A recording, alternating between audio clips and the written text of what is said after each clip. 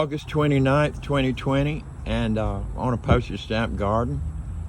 And we're going to talk to you about where we're at right now, and then we also have a record that we can look back on next year and see how things were doing at this time of the year.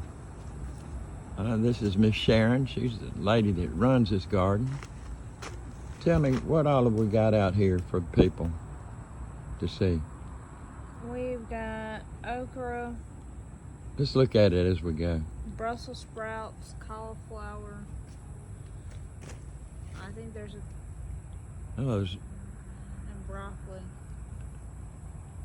And it's then there's beautiful.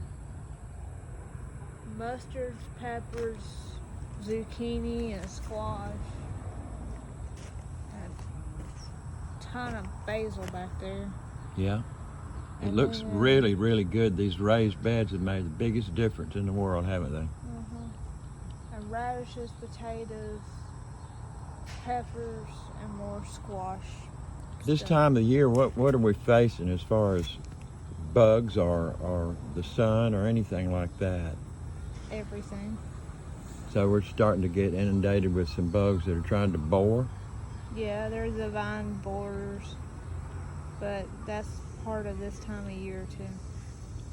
What about nematodes? That was us introducing peat moss to our other bed that we're not able to use. That doesn't affect this. Okay. And then back over here where we had our compost pile, we threw away some tomatoes that had gotten a little bit messed up in there, and look at what we've got now. We got a forest of tomatoes. Let's take a closer look at this.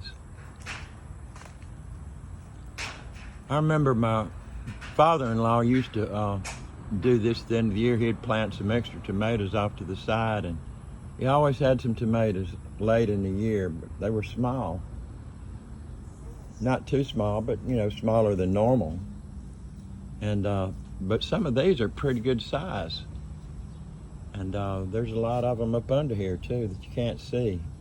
I was real impressed with that. And then one more place.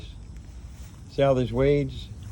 All the cardboard is to try to keep the weeds down because it's been so hot. It was just too damn hot to get out here and pick up all the weeds, but we'll get these out before long.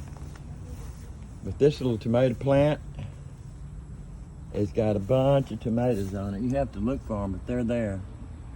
I'm just kind of impressed because a couple of weeks ago it didn't have anything on it. Of course, it gets a lot of shade right here too, so that's part of it. Miss Sharon's done a wonderful job this year with her garden, with our garden. And I'm very impressed. I think you would be too if you went to some of these raised beds in areas in town where you have a little ground but not a lot. That way you don't have to weed as much, and you can keep track of it better and make sure it's watered right. And so that's our little report for August the 29th, 2020 at Postage Stamp Garden. Bye.